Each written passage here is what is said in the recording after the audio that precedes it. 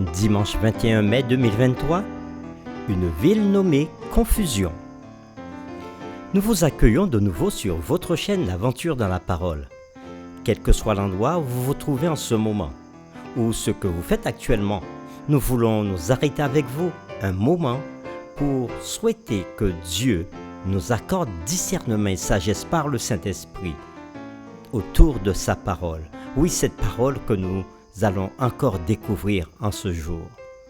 Le texte à mémoriser de cette semaine que nous vous invitons à dire avec nous se trouve dans Apocalypse chapitre 17, le verset 14.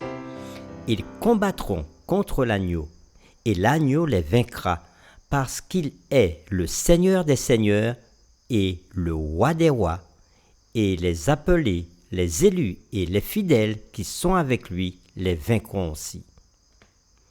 Que représentent les deux femmes décrites dans le livre d'Apocalypse? Quelles sont les caractéristiques de la Babylone spirituelle? Quel est ce reste dans le livre de l'Apocalypse qui combat au milieu de l'apostasie spirituelle de ce monde? Puis Babylone annonce le deuxième, le bon berger rassemble ses troupeaux. Il est conduit à la maison qu'il aime, et sur les pieds il répand ses fléaux. Les réflexions de cette semaine nous aideront à répondre à ces questions. Et aujourd'hui, nous le faisons avec la séquence deux systèmes opposés. Comme dans la séquence précédente, où nous avons lu en entier Apocalypse chapitre 12, que nous vous avons invité à relire ou à réécouter, aujourd'hui, pour les comparaisons et compréhensions, nous commencerons par la lecture du chapitre d'Apocalypse 17. Nous lisons. Puis, un des 7 anges qui tenaient les 7 coupes vint, et il m'adressa la parole en disant : Viens, et je te montrerai le jugement de la grande prostituée qui est assise sur les grandes eaux. C'est avec elle que les rois de la terre se sont livrés à l'impudicité, et c'est du vin de son impudicité que les habitants de la terre sont enivrés. Il me transporta en esprit dans le désert, et je vis une femme assise sur une bête écarlate, pleine de noms de blasphème, ayant 7 têtes et 10 cornes. Cette femme était vêtue de pourpre et d'écarlate, et parée d'or, de pierres précieuses et de perles. Elle tenait dans sa main une coupe d'or remplie d'abominations et des impuretés de sa prostitution. Sur son front était écrit un nom, un mystère, Babylone la grande, la mère des impudiques et des abominations de la terre. Et je vis cette femme ivre du sang des saints et du sang des témoins de Jésus. Et en la voyant, je fus saisi d'un grand étonnement. Et l'ange me dit : Pourquoi t'étonnes-tu ? Je te dirai le mystère de la femme et de la bête qui la porte, et qui a les 7 têtes et les 10 cornes. La bête que tu as vue était, et elle n'est plus. Elle doit monter de l'abîme et aller à la perdition. Et les habitants de la terre, ceux dont le nom n'a pas été inscrit dès la fondation du monde dans le livre de vie, s'étonneront en voyant la bête, parce qu'elle était et qu'elle n'est plus, et qu'elle reparaîtra. C'est ici l'intelligence qui a de la sagesse. Les 7 têtes sont 7 montagnes sur lesquelles la femme est assise. Ce sont aussi 7 rois. 5 sont tombés, un existe, l'autre n'est pas encore venu. Et quand il sera venu, il doit rester peu de temps. Et la bête qui était et qui n'est plus est elle-même un 8e roi, et elle est du nombre des 7, et elle va à la perdition. Les 10 cornes que tu as vues sont 10 rois, qui n'ont pas encore reçu de royaume, mais qui reçoivent autorité comme rois pendant 1 heure avec la bête. Ils ont un même dessein, et ils donnent leur puissance et leur autorité à la bête. Ils combattront contre l'agneau, et l'agneau les vaincra, parce qu'il est le Seigneur des seigneurs et le roi des rois. Et les appelés, les élus et les fidèles qui sont avec lui les vaincront aussi.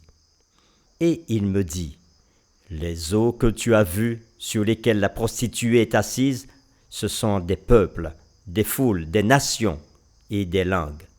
Les 10 cornes que tu as vues et la bête haïront la prostituée, la dépouilleront et la mettront à nu, mangeront ses chairs et la consumeront par le feu. Car Dieu a mis dans leur cœur d'exécuter son dessein et d'exécuter un même dessein et de donner leur royauté à la bête jusqu'à ce que les paroles de Dieu soient accomplies. Et la femme que tu as vue, c'est la grande ville qui a la royauté sur les rois de la terre. Fin de la lecture. Nous lirons maintenant Apocalypse chapitre 12, le verset 17 et Apocalypse chapitre 17, le verset 14. Et nous répondrons à cette question. Comment l'Église de Dieu est-elle décrite et quelle est la réaction de Satan à son égard? Nous lisons Apocalypse chapitre 12, le verset 17. Et le dragon fut irrité contre la femme, et il s'en alla faire la guerre au reste de sa postérité, à ceux qui gardent les commandements de Dieu et qui ont le témoignage de Jésus. Nous lisons Apocalypse 17, verset 14. Ils combattront contre l'agneau, et l'agneau les vaincra, parce qu'il est le Seigneur des seigneurs et le roi des rois, et les appelés, et les élus, et les fidèles qui sont avec lui les vaincront aussi. Après lecture de Apocalypse chapitre 12, verset 17 et Apocalypse 17, verset 14, nous répondons maintenant à la question « Comment l'Église de Dieu est-elle décrite et quelle est la réaction de Satan à son égard ?» Au fil des siècles, Dieu a toujours eu un peuple qui lui a été fidèle. Apocalypse chapitre 12, verset 17 décrit leur fidélité comme celle de ceux qui gardent les commandements de Dieu. Ils sont aussi décrits ailleurs comme les appelés, les élus, les fidèles. Lisons dans Apocalypse chapitre 14, verset 8 et Apocalypse chapitre 17, versets 1 et 2 et répondons aux questions suivantes. Quelle annonce solennelle l'ange fait-il? Et qu'a fait Babylone pour justifier une telle annonce? Nous lisons Apocalypse chapitre 14, verset 8. Et un second ange suivit en disant « elle est tombée Babylone la grande, qui a abreuvé toutes les nations du vin de la fureur de son impudicité. » Apocalypse chapitre 17, versets 1 et 2. Puis un des 7 anges qui tenaient les 7 coupes vint et m'adressa la parole en disant « Viens, je te montrerai le jugement de la grande prostituée qui est assise sur les grandes eaux. C'est avec elle que les rois de la terre se sont livrés à l'impudicité, et c'est du vin de son impudicité que les habitants de la terre se sont enivrés. » Après la lecture de ces deux textes, Apocalypse 14, 8 et Apocalypse 17, versets 1 et 2, nous répondons aux questions. Quelle annonce solennelle l'ange fait-il et qu'a fait Babylone pour justifier une telle annonce? Apocalypse chapitre 14, verset 8 annonce solennellement que Babylone la grande est tombée. Et dans Apocalypse 17, versets 1 et 2, l'ange invite Jean à venir voir le jugement de la grande prostituée qui est assise sur les eaux. Babylone la grande et la grande prostituée représentent le même symbole. Qu'a fait Babylone pour justifier une telle annonce? Elle a abreuvé toutes les nations du vin de la fureur de son impudicité, et les habitants de la terre se sont enivrés, tel que nous le voyons au chapitre 17, le verset 2. Quant aux rois de la terre, ils se sont livrés avec elle à l'impudicité. Rappelons ceci. Jean a écrit le livre d'Apocalypse à la fin du 1er siècle. À cette époque, l'ancienne ville de Babylone n'était plus qu'un tas d'immondices. Elle était déjà détruite, oui. Au moment où Jean écrivait les messages du livre d'Apocalypse, la ville littérale de Babylone était détruite depuis plusieurs siècles. Dans Apocalypse, l'ancienne ville de Babylone est considérée comme un type ou un symbole de la Babylone de la fin des temps. Dans les prophéties d'Apocalypse, Babylone représente un faux système religieux qui aura des caractéristiques similaires à la Babylone de l'Ancien Testament. Les principes qui ont guidé l'ancienne Babylone seront la structure sous-jacente de la Babylone moderne et spirituelle. Quelle est cette structure sous-jacente? Dans Apocalypse chapitre 17, versets 1 à 6, que nous avons lu, une femme vêtue de pourpre et d'écarlate traverse à grands pas le paysage du temps. Cette femme monte une bête écarlate. La Bible l'appelle une prostituée. Elle a quitté son véritable époux, Jésus-Christ.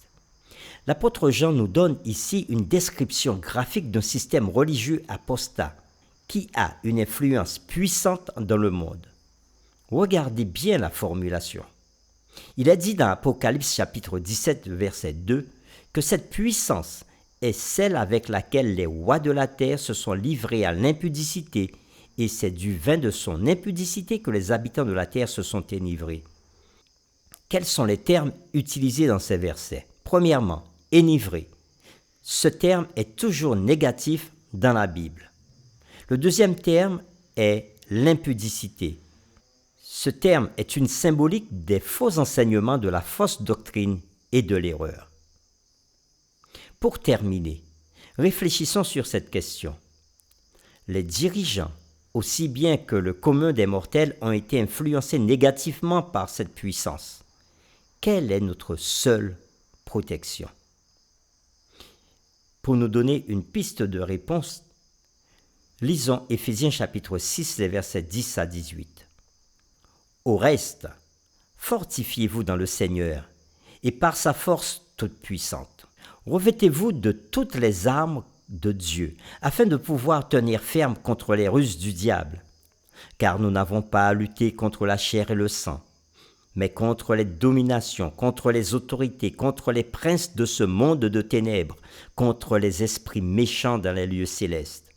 C'est pourquoi prenez toutes les armes de Dieu, afin de pouvoir résister dans les mauvais jours et tenir ferme après avoir tout surmonté. Tenez donc ferme. Ayez à vos reins la vérité pour ceinture. Revêtez la cuirasse de la justice. Mettez pour chaussure à vos pieds le zèle que donne l'évangile de paix.